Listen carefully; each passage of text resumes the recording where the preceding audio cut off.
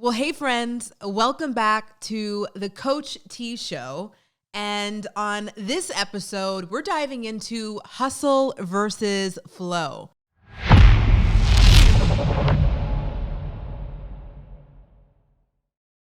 And I'm so excited to be talking about this topic because if we're being candid here, it's something that I struggled with for a long time. And it is a topic that comes up very often with my coaching clients. And so why not break it down? Why not have a real conversation about something nobody ever talks about?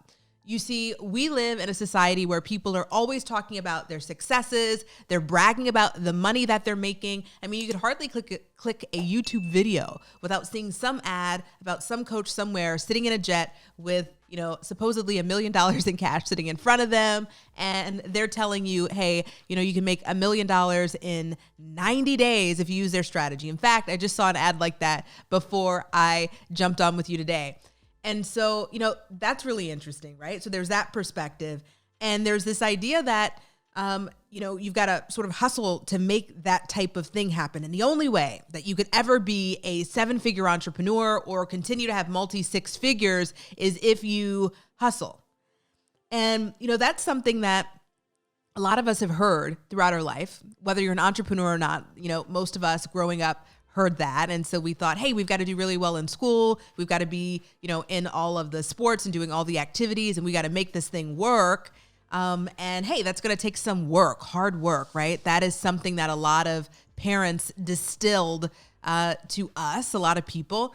And so that mentality just spilled over into adulthood. And now we're taking that with us on the journey of entrepreneurship.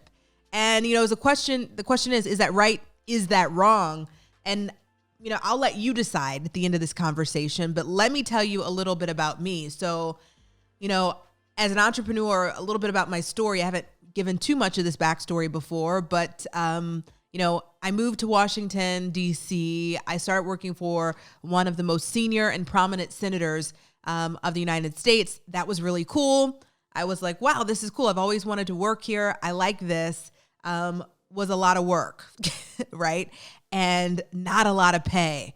And so I said, hey, okay, I kind of want to switch things up here. I'd like to be making more money. I decided to leave and I started working at a private firm that also had dealings in Washington. And so that was cool. I was the youngest person working in the firm by at least 20 years. So it was nice that they'd chosen me for this job. Also a lot of work. And after 3 years there, I said, hey, I got to do something different. I would like to leave and I'd like to start my own business. So that was the first time I ever started my own business. It was a brick and mortar business. And it will surprise most people that it was actually an automotive business, which didn't surprise me because I loved cars. It was very lucrative, really good stuff. But in that business, I would show up to work at 6 a.m. and I would be really, really lucky if I could be home before 11 p.m. And there was just this idea that that's the way it had to be because we had a lot of customers coming in. We had to serve them. We had to deliver. There were parts that were coming in. There were employees that needed to clean up. I had to lock up. It just was the way it was. And that was a really, really interesting time. And I had a child who was 1 at the time when I had that business. And one day I was driving home after being at work from 6, but this time not 6 to 11, 6 to 1 a.m. I was pregnant with my twin girls and I was exhausted. And all I wanted to do was go home. So I get on the highway and I'm speeding down the highway. But I don't think I'm speeding because I just want to go home. I'm following the traffic pattern of the other 3 cars who were also speeding with me. I ended up getting pulled over and the police had no sympathy for my pregnant self. I didn't look so great because I'd been working, 16 hours at that point. I ended up getting a ticket for reckless driving, okay, and had to go handle that. It was later thrown out. But all of that is just sort of an example of what can happen, right? from this idea that we've got to just push it all the time. And then, in the first service-based business that I had that was sort of like online service, I found myself doing the same amount of crazy work. In fact, in all of the businesses that I've had, it's been the same thing. Different business, same crazy amount of work. And what I'm finding that's so interesting about it is, well, hey, Coach T, is all of this time that you're spending something that's truly, truly, truly productive? Is it really garnering results? And when I say results, I mean, is it getting me more clients? Is it getting me more sales? Or am I just doing a series of things that I've been taught that I need to do to keep the wheels spinning so that I can be a productive person and I can work hard and be a successful person, right? So what's the answer there? And what I have found is that, that's a mentality that I grew up with, right? Because I knew that I needed to work hard because my parents said I did. And that was the reason that I got into law school and I could do all these things. But if there was one thing that I could go back and change, if there's one thing that I could tell any entrepreneur who's just starting out or anybody who's an entrepreneur and they need to shift and make some changes, it would be that you don't need to hustle. You don't need to hustle. You've got to be intentional. Intentionality is important, but the hustle is not. That's just kind of being on a hamster wheel. So that's important. So a lot of people are going to say, well, I just started my business, or we just started offering this new product or service. We have to hustle right now. It's kind of how it has to be. We're short-staffed. What the hell are we going to do? And so to you, what I'd like to say is, hey, there's a time and place for everything. Yeah, when we're first starting a business, there's probably a time for us to put more work into the business. And when we're doing everything by ourselves, or we've got a virtual assistant or whatever, we've all got to do a little bit more than we should be doing. But that should not become the norm. That should be the exception to the rule. So only in the initial parts of your business, as you're getting things set up and started, should you ever be working that hard, right? Shouldn't be a hustle. A hustle is not an Olympic gold medal. What we need to be figuring out is, well, what's working and what's not working? So that's when we move along and we're saying, okay, we just started this new business, or we have had this business for X number of years, and here are the things that are getting us clients. Here are the things that are getting us reviews. Here are the things that are putting money in our pocket. And then here are the other things we're doing. And these things aren't doing any of those two. And then make the decision to take those things off the plate, either remove them completely because they are not monetizing or serving your customers, or delegate them to someone else who has the time to do them without that being on your watch.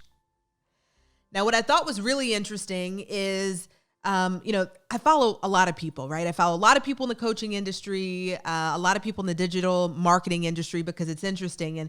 And one person who I have a lot of respect for in terms of their work week is Amy Porterfield. And Amy she and her staff work a 4-day work week. Well, I'd be lying to you if I said that my staff and I work a 4-day work week, because that's not true. But it's certainly something that in this 2022 year, we want to start moving toward. Because if we work smart and we've got the systems in place, there really is no need for us to be working more than that. And, there's really something powerful about the recharge time, for, having settled down and then coming back fully, reinvigorated during, the next Monday.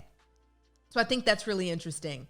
Now, one of the things that I'm really, really passionate about is entrepreneurs helping entrepreneurs, right? So many of us don't have family per se that are entrepreneurs. We don't necessarily have friends who are entrepreneurs, so nobody really gets it. Our partners are generally not entrepreneurs, so it's kind of us, the lone wolf, figuring it all out. And what I would really encourage everyone to do is sort of band together as a community and start finding entrepreneur besties and people who kind of can have your back. You could talk through these things with and say, hey, here are the systems that we're putting in place. Here's how I'm running things with my team right now. Here's what's working. Here's what's not working. So you can have these sort of back and forth conversations, and you can quickly, cut the trial and error out because somebody else has tried something you already know works or doesn't work for a similar size business and team like yours. And then the ball starts getting rolling. And, there's something about this entrepreneur community. I've got a Facebook group of about, at the time that this is being recorded, about 19,000 people. And so that's really exciting. That group is super collaborative. It's called the Online Entrepreneur Monetization Collective. And so the group's very collaborative. People talk, they share, they do these sorts of things. So I encourage you to join that group and find an entrepreneur bestie. But one of the things that I find in outside entrepreneur communities is that everybody's kind of holding the secrets close to their vest. It's like, I made the $1 million. I can't tell you all my secrets.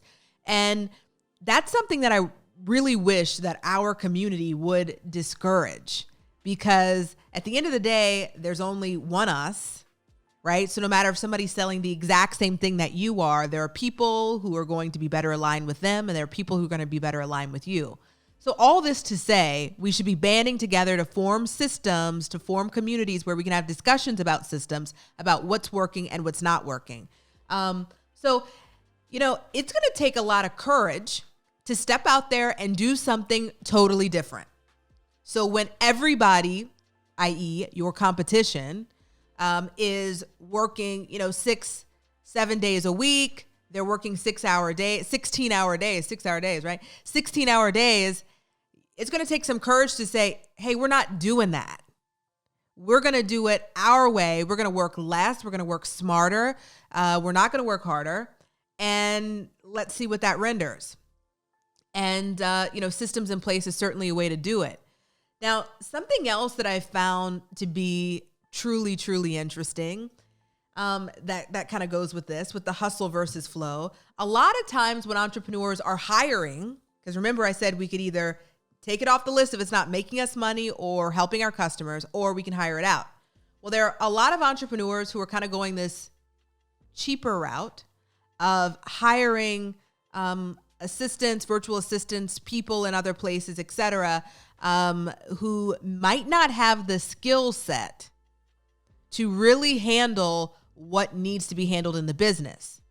And this is not just for VAs. This is also for people who are, trying to hire cheaper people who, live in their local vicinity, right? So what happens is, instead of you getting your time back so that you can work on other things, you find yourself having to explain, teach, coach someone how to do something far beyond the time that it should take, right? So far beyond the learning curve time.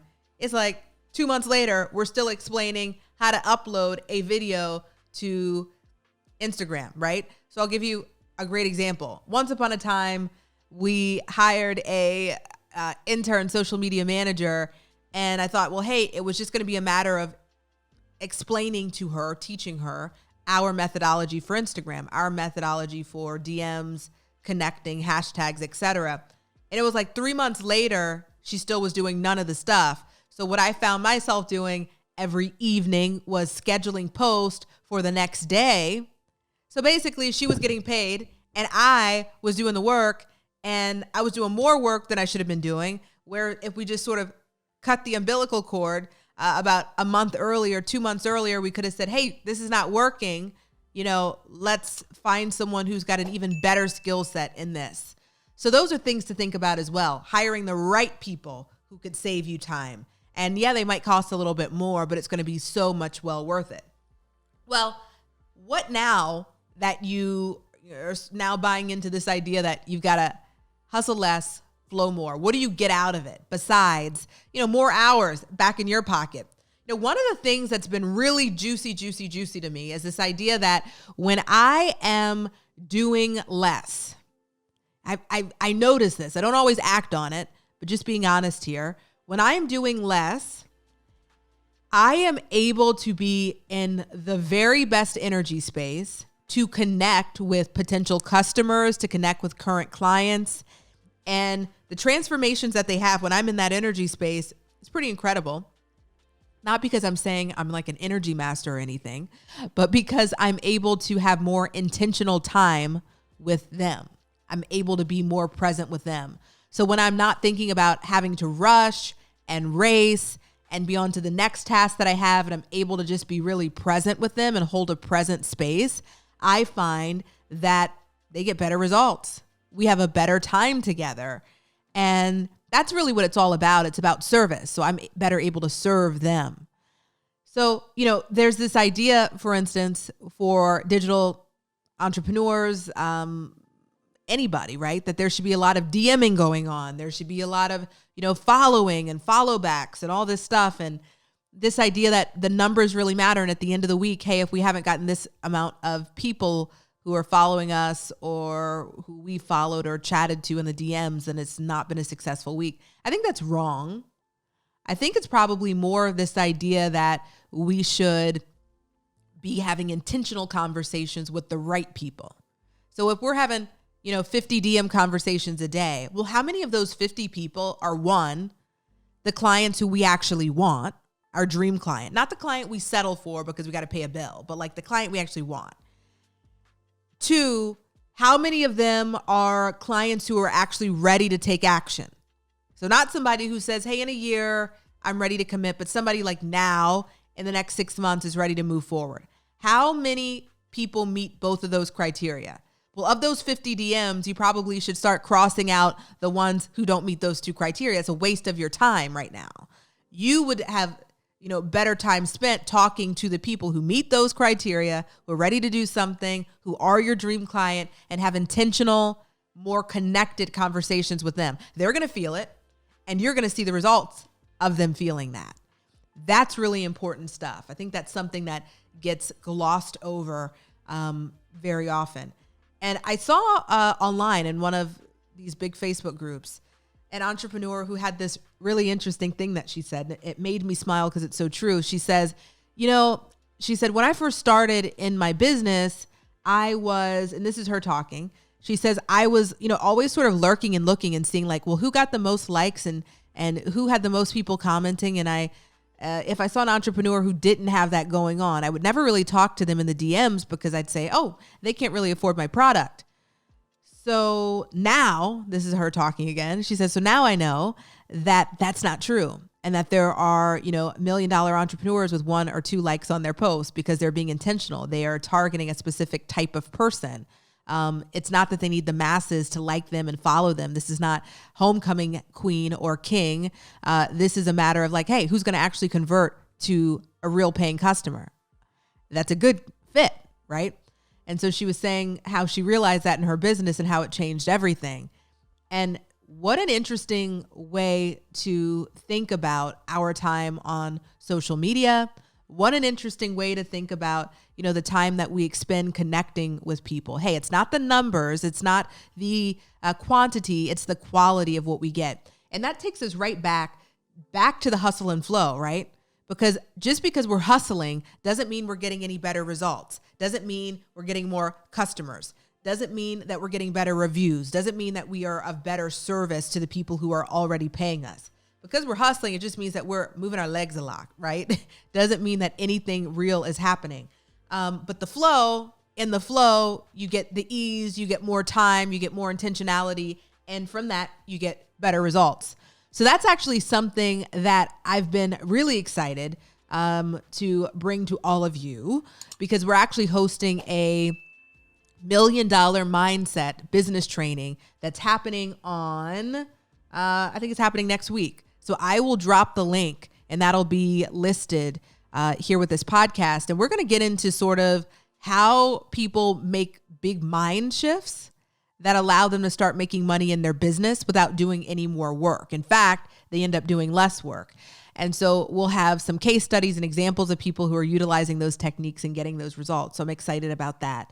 And for those of you who are not aware, we are also doing a social media sales funnel training at the end of this month. And that's going to be really exciting. We're going to be getting into, how exactly you can build a social media sales funnel with $0 ad spend, how that funnel can convert people into actual paying customers. And when we get into that training, which is going to be 3 days, it's going to be really a big emphasis that I'll have about this idea that, hey, you don't have to be on all the platforms. Remember, that's the hustle. The flow is being on the right platforms for your ideal clients. Where are they hanging out? How often are they on there? What days are they there? Not you need to be there all the time because that's what some guru told you at some point, right? So that's some of the stuff that we're going to be talking about. Let's see here. There is a question that I wanted to answer that I got in my Facebook group that I'd love to share with you all. Let's see here. And so the question is this: how long does it take to go from a multi-six-figure to a seven-figure entrepreneur? I love that question because a lot of people have different responses to it. And so here's my response. It can happen as soon as you get the right systems in place. And I find, like in my business, that as soon as I stopped trying to do everything, that was one, and decided to spend the money on hiring the right team, then shit got done. And then money came in faster quantities. Because when you're trying to do everything yourself, one, you can't do it well, okay? And you have your zone of genius and everybody else has their zone of genius. And then there's this whole idea that, if you have more people doing things at once, it's going to happen faster. It's just going to happen faster because that's more hands in the pot. So that's what I would say to that. And a lot of people say, hey, so-and-so's been in business for X number of years and they still haven't hit seven figures. Will I ever hit seven figures? Yeah. Run your own race. They're doing something totally different than you. They've got a different personality, a different product. They've got a different systems in place. So be okay with that. And then last question here. I see someone asking, when should I invest in a business coach? Well, as with anything, as soon as you decide that, hey, you're not in it for a hobby, you're in it to make money, you want to see big results, then I say get a business coach. And I don't say that just because I'm a business strategist. I'd say that about anything, right? So when I want to get better at golf, I go take lessons at the golf course. When I want to get better playing the piano, I go take piano lessons because that's not my zone of genius. That's somebody else's. And if I work with them, I'm going to get a lot better, a lot faster than if I try to figure it out myself. Yeah, there's YouTube videos. Yes, there are other free resources that I could utilize, but that's different, right? That's totally different than having hands-on one-on-one. And what you want to look for when you hire a business coach is somebody who is able to take your unique situation and carve out a custom plan for you reaching your milestones. Notice I made emphasis on two things. One is not their milestone. It's the milestone that you have next for your business. And the first thing was not cookie cutter. So try to avoid these business coaches that sit you down with modules that you just watch a bunch of videos, because at the end of it, you're going to say, well, wait, how does that apply to my business? And then you're going to have to contact us on the form to get an answer. So you want to find someone who's interactive with you. So that's what I would say there. So that's what I got, folks. So that's this episode of the Coach T Show. Make sure you go ahead and sign up for the social media sales funnel. We want to do that because there's limited space. I will also get you the information for the mindset training. I'm looking forward to chatting with you next week. This is some good stuff. I hope you have a great week. Bye for now.